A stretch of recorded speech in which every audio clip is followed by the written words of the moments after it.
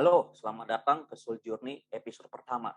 Kali ini saya akan share kenapa anak itu tidak optimal cara belajarnya. Dan ini tidak ada hubungannya dengan teknik ataupun cara belajar. Kenapa? Karena jika yang akan saya share kali ini tidak dapat didapatkan oleh seorang anak, apapun teknik belajar atau apapun cara belajar yang dilakukan oleh anak itu tidak akan ada manfaatnya, tidak bisa berhasil dengan optimal. Jadi apa sih penyebab anak itu nggak optimal belajarnya? Sebelumnya perkenalkan saya Aldian Prakoso. Saya transpersonal psyche-soma analis and practitioner dan juga penulis buku Adaptive Parenting yang diterbitkan oleh LX Media. Jadi kenapa anak itu nggak optimal belajarnya? Gimana biar bisa lebih optimal belajarnya? Nah, untuk bisa tahu hal ini, sebelumnya kita perlu tahu nih gimana cara otak itu bekerja ya. Gimana cara otak itu merubah informasi menjadi pengetahuan. Dan bagaimana cara otak merubah memori jangka pendek menjadi memori jangka panjang. Ya, karena ini semua hal ini kan diperlukan dalam proses belajar. Ya, jadi ini saya berikan ilustrasi. Ini adalah otak dan otak mendapatkan informasi ini dari kelima panca indera kita. Ada mata untuk melihat, telinga mendengar, mulut dan lidah untuk mencecap, hidung mencium, dan kulit untuk menyentuh dan meraba. Jadi otak kita, otak anak kita menerima informasi dari kelima panca indera kita. Namun, informasi yang diterima oleh otak kita ini sangat banyak sekali. Sehingga otak kita ini mempunyai filter yang memfilter informasi. Sehingga hanya informasi tertentu saja yang disampaikan dari panca indera kita ke otak kita. Amigdala, salah satu filter otak, itu dia fungsinya ada dua ya. Dia jadi ketika seseorang dalam kondisi senang, happy, amigdala ini akan meneruskan informasi tersebut ke bagian yang disebut reflective memory making dan thinking networks. Ini jadilah bagian yang digunakan untuk belajar, untuk berpikir, untuk logika, untuk rasional gitu. Namun ketika seseorang sedang merasa sedih, bad mood, ataupun ya nggak nyaman gitu, emosi sedang nggak enak, amigdala akan meneruskan informasi tersebut ke bagian yang disebut reflex automatic system, di mana bagian ini dia hanya melakukan respons yang sangat primitif, yaitu fight atau flight response. Nah, fight itu jadi artinya melawan, sedangkan flight itu kabur atau menghindar. Jadi kalau informasi diteruskan ke bagian ini, ke bagian reflex automatic system, ya informasi itu tidak bisa digunakan untuk belajar gitu. Karena bagian yang untuk memproses cara berpikir, logika dan rasional itu tadi bagian yang satunya reflective memory making dan thinking networks yang mendapatkan informasi hanya ketika pada saat seseorang itu merasa senang, merasa happy. Otak kita juga mempunyai neurotransmitter. Neurotransmitter ini adalah bagian kimia dari otak, brain chemical, yang fungsinya adalah membawa informasi di dalam otak.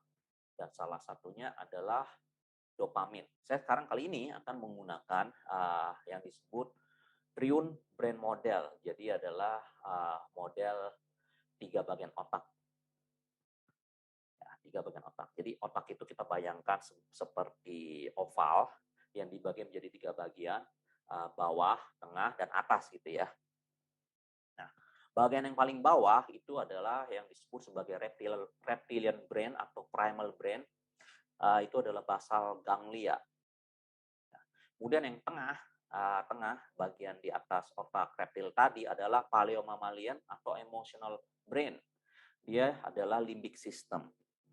Dan di atasnya lagi adalah neomammalian atau rational brain yang disebut juga neocortex. Ya, jadi model otak ini itu adalah berdasarkan dari teori evolusi otak gitu ya. Jadi otak itu di awalnya dulu dimulai dari otak reptil yang primitif. Lalu kemudian otak mamalia purba dan berikutnya mamalia yang modern gitu. Nah, apa fungsi dari masing-masing bagian otak ini? Reptilian brain ini diaktifasi ketika ketika seseorang merasa dalam bahaya. dan dia akan merespon dengan cepat untuk bisa bertahan hidup gitu.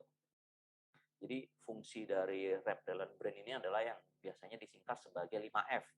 Yang pertama adalah fight, melawan, atau flee, kabur, freeze, diem, kaku, bengong gitu. Bukan freeze, ini ya, diem di tempat gitu, kaku, nggak tahu mesti ngapain. Dan berikutnya adalah feed, makan, dan terakhir adalah fuck atau berkembang biak gitu. Ya, jadi fungsi otak reptil ini sangat-sangat primitif. Dia hanyalah sebenarnya untuk bertahan hidup aja gitu.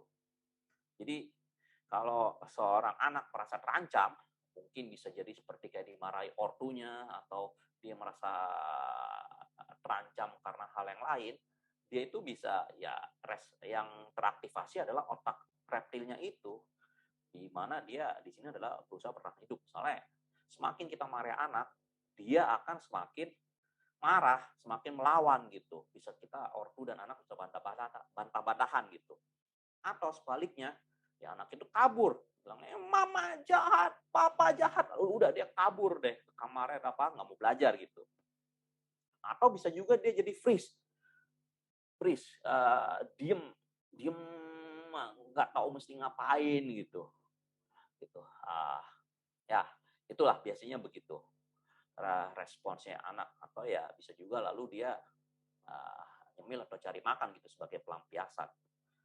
Oke, jadi itu tadi tentang otak reptil.